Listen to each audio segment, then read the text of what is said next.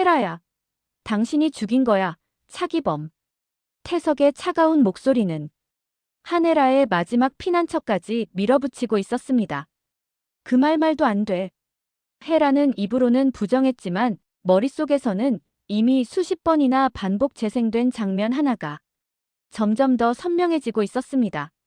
계단 난간을 붙잡으려다 놓친 손, 무너져 내리던 기범의 몸, 비명도 나오지 않던 짧은 순간.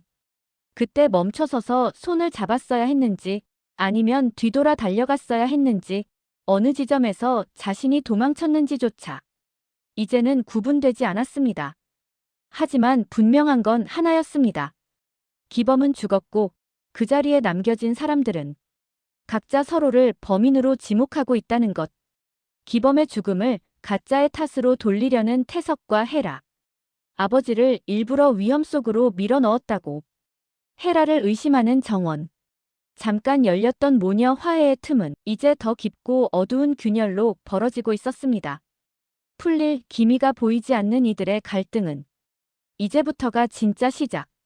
더 깊은 나락으로 떨어져가는 친밀한 리플리 다음 편 예고를 열어봅니다.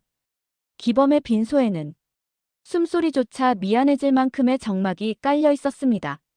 영정 앞을 지키고 있는 미향과 정원은 각자의 방식으로 버티고 있었습니다.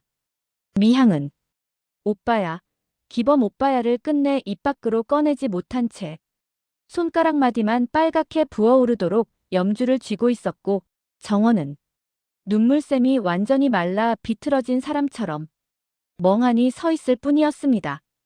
아빠, 지금이라도 벌떡 일어나서 또 잔소리해주세요. 너 또 무리했지. 또 내 혼자 다 떠안았지. 그 말 한마디면 되는데.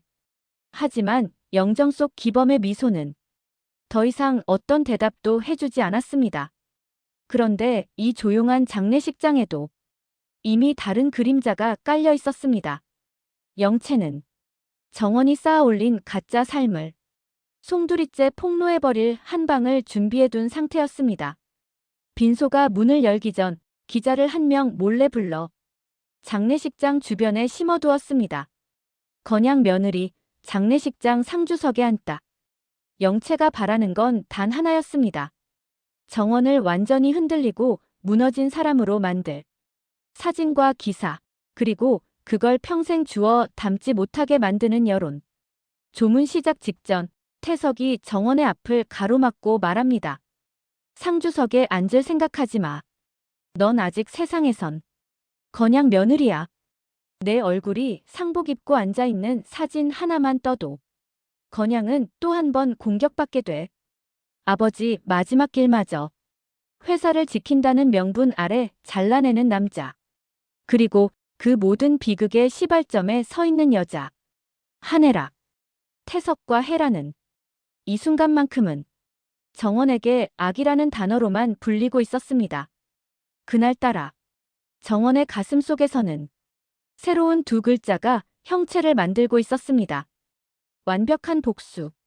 한편 난숙은 영채에게 상복을 억지로 입히고 있었습니다. 지금 넌 조미향이 입양한 딸 차수아야. 알았지? 정원 대신 저기 앞자리 앉을 사람은 너야. 주영채라는 이름으로 당당히 살아보고 싶었던 영채는 눈을 지그시 감고 양쪽 주먹을 말아쥔 뒤 난숙의 지시를 따라갑니다. 기범을 떠나보내는 이 자리에서조차 정작 친딸은 구석에서 숨듯 서 있고 가짜 신분으로 들어온 사람들이 이름표를 바꿔 달고 앞자리를 대신 채우고 있는 현실. 가장 인간답게 살려고 애쓰던 기범의 마지막 길마저 가짜와 거짓으로 얼룩져가는 장면은 정원에게 죄책감과 분노, 그리고 스스로를 향한 혐오까지 한꺼번에 끌어올리고 있었습니다. 내가 영채인 척 들어가겠다고 선택한 날부터, 건양의 며느리로 들어가겠다고 결심한 순간부터, 내가 수아라고 입을 연 그때까지 모든 퍼즐이 결국 아빠 죽음으로 이어진 거면 어떡하지? 미안함은 어느 순간부터 온전한 분노로 바뀌어 갔습니다. 그리고 그 분노의 끝에는 한 사람의 얼굴이 또렷하게 떠올랐습니다. 한혜라. 자신과 아빠를 버리고 떠났던 여자. 그리고 결국 아빠를 죽음으로까지 몰아넣었다고 믿게 된 바로 그 사람. 정원은 속으로 씹어 삼키듯 되뇌었습니다. 아빠를 이렇게 만든 당신 절대로 용서 안 해. 당신이 가장 사랑하고 아끼는 것들 내가 목숨 걸고 하나씩 다 빼앗아 버릴 거야. 정원의 눈빛은 더 이상 흔들리지 않았습니다. 하네라를 향한 복수의 서막이 조용히 하지만 분명하게 열리고 있었습니다. 난숙은 잠시도 머리를 비워두지 않았습니다. 누군가는 죽음 앞에서 멈춰 서지만 난숙은 오히려 계산을 더 빨리 굴리는 쪽이었습니다. 지금이야말로 건양의 숨통을 쥐어볼 타이밍이네. 진태석을 압박할 수 있는 약점을. 그토록 오랫동안 기다려온 그녀 앞에는 주 실장이 촬영한 사고 영상이 있었습니다. 그 영상 속에는 기범이 나무 계단 아래로 굴러 떨어지기 직전 하네라가 그의 몸을 세게 밀어내는 것처럼 보이는 장면이 선명하게 남아 있었습니다.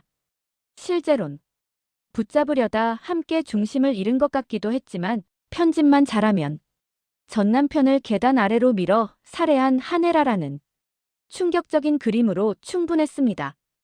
이 정도 카드면 진태석이 숨겨둔 비밀 몇 개쯤은 쉽게 끌어낼 수 있겠지. 난숙은 입가에 만족스러운 미소를 띄었지만 이내 이상한 점 하나를 눈치챕니다. 하늘이 찾아와 정원에게 누군가 사고 영상을 보냈다고 말했습니다.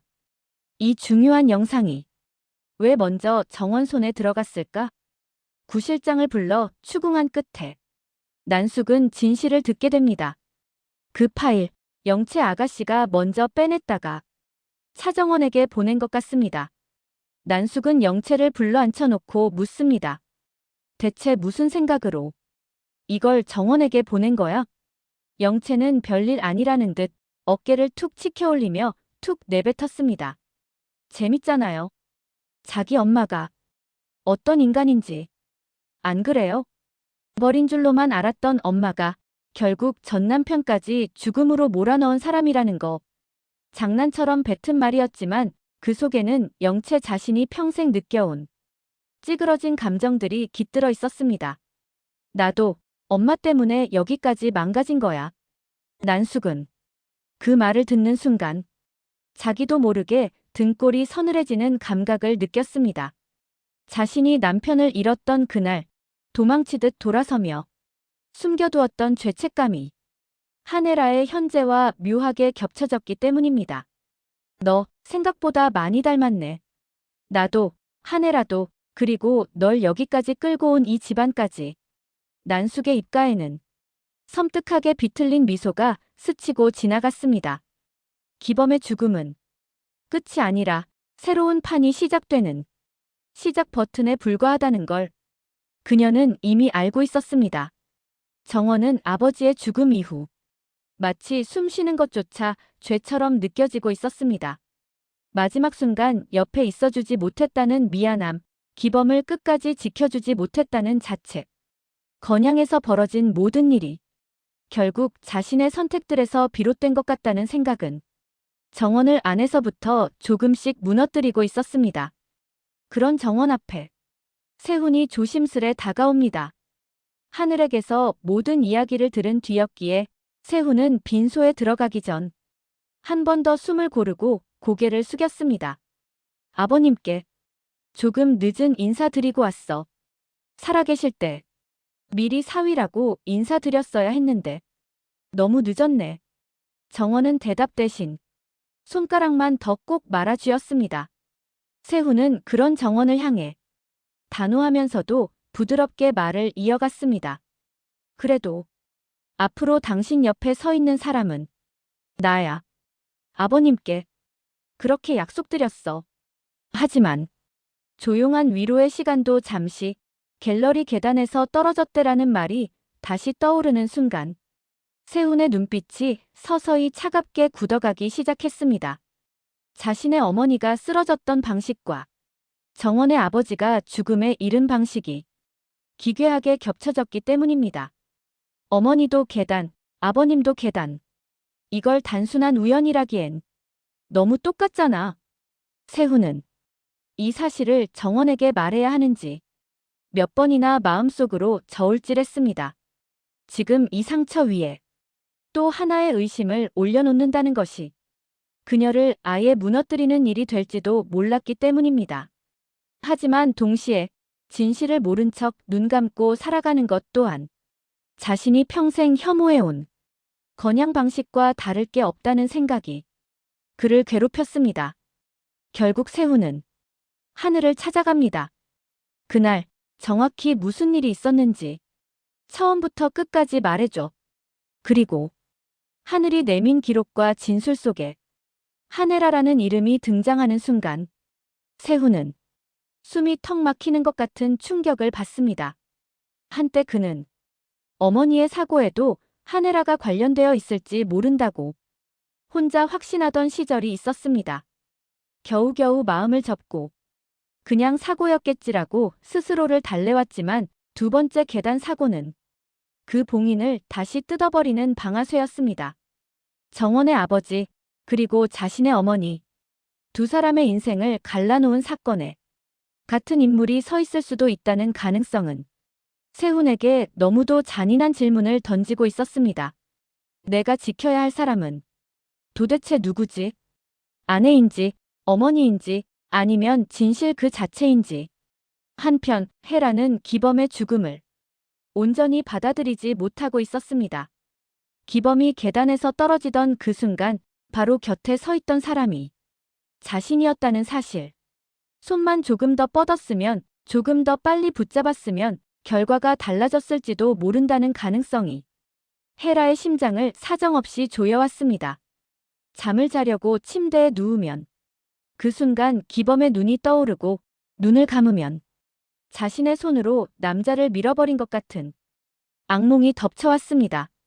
도저히 견딜 수 없는 죄책감에서 유일하게 숨통을 틔워주는 건 그건 다 태석 탓이야라고 누군가를 더 큰 악으로 설정해 놓는 일이었습니다. 그 사람 분명 뭔가 꾸몄을 거야. 차기범 죽게 만든 것도 나를 그 자리에 두게 만든 것도 전부 그 사람이었어. 헤라는 끝까지 태석을 몰아붙이며 자기 정신을 겨우 붙들고 있었습니다.